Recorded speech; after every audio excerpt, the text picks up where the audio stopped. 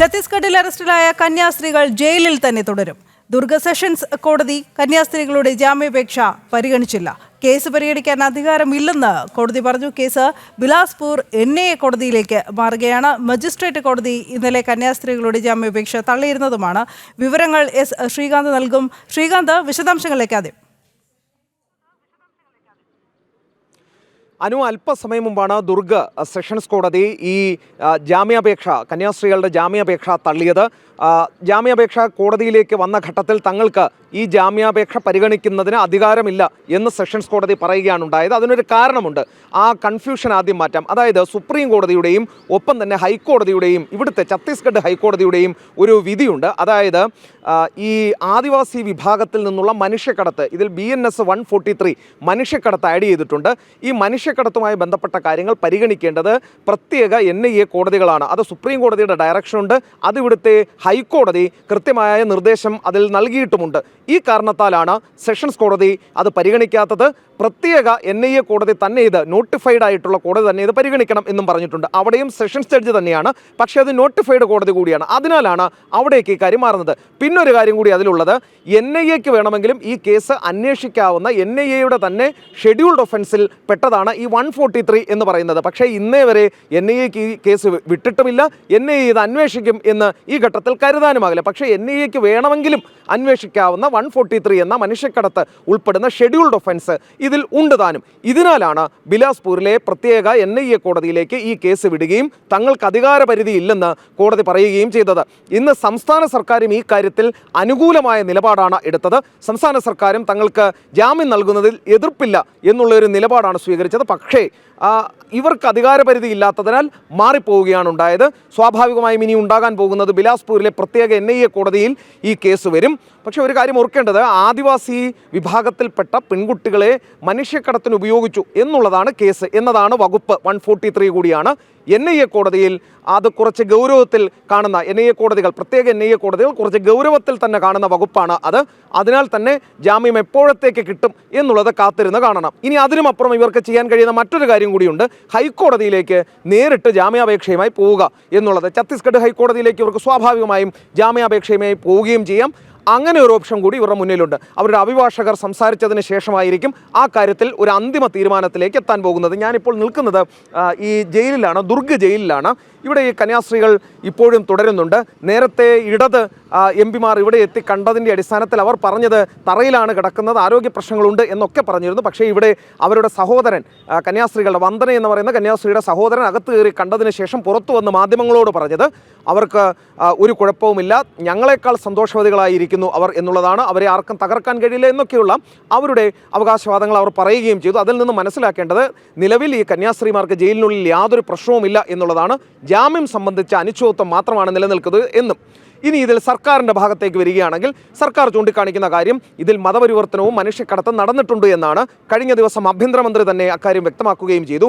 നിയമം നിയമത്തിൻ്റെ വഴിക്ക് പോകും, പക്ഷേ ഈ ജാമ്യത്തിൻ്റെ കാര്യത്തിൽ തങ്ങൾ കടുംപിടുത്തം പിടിക്കില്ല എന്ന് BJP സംസ്ഥാന ഘടകത്തോട്, അതായത് കേരളത്തിലെ സംസ്ഥാന നേതൃത്വത്തോട് ഇവിടുത്തെ സർക്കാരും അറിയിച്ചിട്ടുണ്ട്. ഇവിടുത്തെ സർക്കാരിന് അക്കാര്യത്തിൽ വലിയ പ്രഷറുണ്ട് എന്നുള്ളത് വസ്തുതയാണ്. കാരണം ഇവിടെ അഭിമുഖീകരിക്കുന്ന ഏറ്റവും വലിയ പ്രശ്നങ്ങളിൽ ഒന്നാണ് മതപരിവർത്തനം.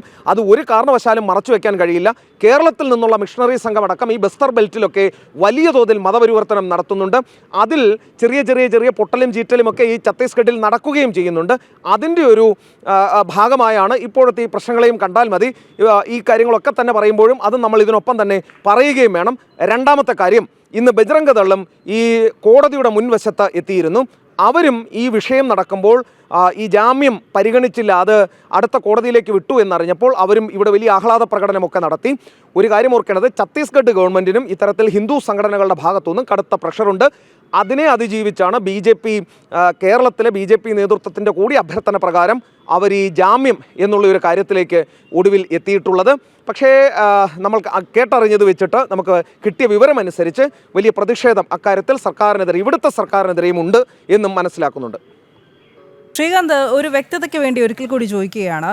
ഈ ഹൈക്കോടതിയിൽ ഇവർക്ക് പോകാം, ഹൈക്കോടതിയെ സമീപിക്കാമെന്ന് ശ്രീകാന്ത് ചൂണ്ടിക്കാട്ടിയല്ലോ. NIA കോടതിയിലേക്ക് പോകാനാണ് ഇപ്പോൾ സെഷൻസ് കോടതി പറഞ്ഞിരിക്കുന്നത്. അതല്ലാതെ തന്നെ ഹൈക്കോടതിയിലേക്ക് പോകാൻ കഴിയുമോ ഇവർക്ക്? സ്വാഭാവികമായും പോവാം. അത് NIA കോടതിയിലേക്ക് എനിക്ക് തോന്നുന്നത് അവർ NIA കോടതിയിലേക്ക് പോകുന്നതായിരിക്കും കുറച്ചുകൂടി ഉചിതമെന്ന് തോന്നുന്നു. കാരണം ഇവിടുത്തെ സർക്കാരും അവരെ ആ ജാമ്യാപേക്ഷയെ എതിർക്കുന്നില്ല. ഇനി അഥവാ ഹൈക്കോടതിയിലേക്ക് നേരിട്ട് പോയി അവിടെ ഡിവിഷൻ ബെഞ്ചായിരിക്കും ഈ കേസ് പരിഗണിക്കാൻ എടുക്കുന്നത്. അത് തള്ളുന്ന സാഹചര്യം ഉണ്ടായാൽ തിരിച്ച് ഈ NIA കോടതിയിലേക്ക് തന്നെ വരണം. അതൊരു ഒരു ഗാംബ്ലിംഗ് ആണ് എന്ന് പറയേണ്ടി വരും. അതിനു വേണ്ടി അങ്ങനെ ഒരു നീക്കം അവർ നടത്തുമോ എന്നുള്ള കാര്യത്തിൽ സംശയമുണ്ട്. അത് അവരുടെ അഭിഭാഷകർ തമ്മിൽ കൂടിക്കാഴ്ച നടത്തുന്നുണ്ട്, അഭിഭാഷകരുമായി ചർച്ച നടക്കുന്നുണ്ട്. അതിനൊടുവിലായിരിക്കും അക്കാര്യത്തിൽ ഒരു തീരുമാനത്തിലെത്തുന്നത്.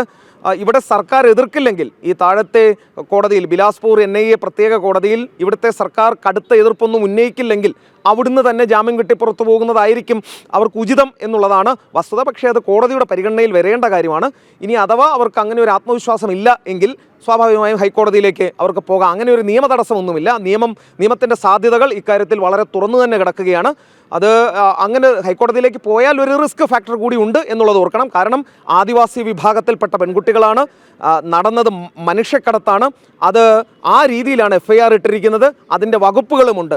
അപ്പോൾ ഹൈക്കോടതി തന്നെ ഈ സുപ്രീം കോടതിയുടെ ഡയറക്ഷൻ പ്രകാരം ഇവിടുത്തെ ഛത്തീസ്ഗഡ് ഹൈക്കോടതി വീണ്ടും അതിൽ കൃത്യമായ ഡയറക്ഷൻ ഇറക്കിയിട്ടുള്ള വസ്തുത കൂടിയാണ് ഈ മനുഷ്യക്കടത്തുമായി ബന്ധപ്പെട്ട്. ഈ പശ്ചാത്തലത്തിൽ വരുമ്പോൾ കുറച്ചുകൂടി റിസ്ക് ഇല്ലാത്തത് കീഴ്ക്കോടതി തന്നെയായിരിക്കും. അവിടെ നിന്ന് മുകളിലേക്ക് പോകുന്നതായിരിക്കും നല്ലതെന്ന് തോന്നുന്നു. പക്ഷേ അതൊക്കെ അവരുടെ കാര്യമാണ്, കോടതിയുമായി ബന്ധപ്പെട്ട കാര്യമാണ്. അത് അഭിഭാഷകരുമായി കൂടിയാലോചിച്ച് വൈകാതെ തന്നെ തീരുമാനമുണ്ടാകും എന്ന് പ്രതീക്ഷിക്കുന്നു. രണ്ട് ഓപ്ഷനും ഇവർക്ക് മുന്നിൽ ഇതിനോടകം തന്നെ ഉണ്ട്. ശരി, സ്വാഭാവികമാണ്. ഇനി അഭിഭാഷകരാണ് ഇക്കാര്യത്തിൽ പിന്നീട് തീരുമാനമെടുക്കേണ്ടത്. ശ്രീകാന്ത്, ഒന്നുകൂടി ഒരു കാര്യം കൂടി ചോദിക്കേണ്ടതുണ്ട്. കാരണം ഇവർക്കൊപ്പം കൂട്ടാൻ ശ്രമിച്ച വനവാസികളായ പെൺകുട്ടികൾ അവരിപ്പോൾ സർക്കാർ സംരക്ഷണത്തിലാണോ ഉള്ളത്? അല്ല, അവരെ കഴിഞ്ഞ ദിവസം തന്നെ അവരുടെ മാതാപിതാക്കൾക്കൊപ്പം വിട്ടയച്ചിരുന്നു. ആ 3 പെൺകുട്ടികളെയും അവർ മാതാപിതാക്കൾക്കൊപ്പം വിട്ടു എന്നുള്ളതാണ് നമ്മൾ മനസ്സിലാക്കിയത്. അവരിവിടുത്തെ ഒരു വനിതാ സംരക്ഷണ കേന്ദ്രമുണ്ട് ഈ ഛത്തീസ്ഗഡ് സർക്കാരിൻ്റെ തന്നെ, അവിടെയായിരുന്നു. അവിടെ നിന്നും പിന്നീട് അവരുടെ മാതാപിതാക്കൾക്കൊപ്പം വിട്ടു എന്നുള്ളതാണ് നമുക്ക് കിട്ടുന്ന വിവരം. അവരിവിടെ നിന്നും നല്ല ദൂരമുണ്ട്. അത് നാരായൺപൂർ ജില്ലയിലെ അവിടെ നിന്നും കുറച്ചുകൂടി ഉള്ളിലേക്കുള്ള ഒരു ട്രൈബൽ ഗ്രാമമാണ്. അത് വളരെയധികം ഉള്ളിലേക്കാണ്. അവിടെ നക്സൽ അഫക്റ്റഡ് ഏരിയയാണ്. ഇപ്പോഴും അവിടെ നക്സലുകൾക്ക് വലിയ സ്വാധീനമുള്ള മേഖല കൂടിയാണ്. അവിടെ നിന്നുള്ള ആളുകളാണിത്. അതൊക്കെ കൊണ്ടാണ് ഇത് ഇത്ര വലിയ പ്രശ്നത്തിലേക്ക് പോയത്. ഈ സ്ഥലത്തേക്കൊക്കെ പോയി കയറി ഈ മിഷണറി പ്രവർത്തനം ഛത്തീസ്ഗഡിൽ ഇന്നോ ഇന്നലെയൊന്നും തുടങ്ങിയതല്ല. പക്ഷേ ഇതുപോലെയുള്ള സ്ഥലത്തേക്കൊക്കെ പോകുമ്പോൾ കുറച്ച് സൂക്ഷിക്കണം. ഇതൊരു സെൻസിറ്റീവ് ഇഷ്യൂ ആണ്, സെൻസിറ്റീവ് ഏരിയ ആണ് എന്നുള്ളത് കൂടി മനസ്സിലാക്കിയാൽ ഇത്തരം പ്രശ്നങ്ങളൊന്നും ഉണ്ടാകില്ല, കൺഫ്യൂഷൻസ് ഉണ്ടാകില്ല, ഇങ്ങനെ അറസ്റ്റിലേക്കും കാര്യങ്ങളൊന്നും പോകില്ല എന്നുള്ളതാണ് വസ്തുത. അതൊന്നും ഉണ്ടായില്ല എന്നാണ് നമ്മൾക്ക് ഇവിടെ വന്നപ്പോൾ മനസ്സിലാകുന്നത്. ഈ ഘട്ടത്തിൽ അങ്ങനെ ആരെങ്കിലും ഇപ്പോൾ കുറ്റപ്പെടുത്താനോ അല്ലെങ്കിൽ നിങ്ങൾ ചെയ്തത് മോശമാണെന്നോ പറയാൻ വേണ്ടി പറഞ്ഞതല്ല. മിഷണറി പ്രവർത്തനം, മതപരിവർത്തനം ശക്തമായി നടക്കുന്ന സ്ഥലമാണ് ഈ പെൺകുട്ടികൾ വരുന്ന മേഖല എന്ന് പറയുന്നത്. അവിടെ നിന്നും അവരെ കൊണ്ടുവരുമ്പോൾ കരുതേണ്ടതായ ഡോക്യുമെൻ്റ്, കൊടുക്കേണ്ടതായ മറുപടികൾ അതെല്ലാം നേരത്തെ തന്നെ പഠിച്ചു വെക്കുന്നതായിരുന്നു കുറച്ചുകൂടി നല്ലത്. അതിൽ ചില കൺഫ്യൂഷൻസ് അവർക്ക് വന്നു. അത് അറസ്റ്റിലേക്ക് പോയി, ജയിലിലേക്ക് പോയി. ഇതാണ് സംഭവിച്ചത്.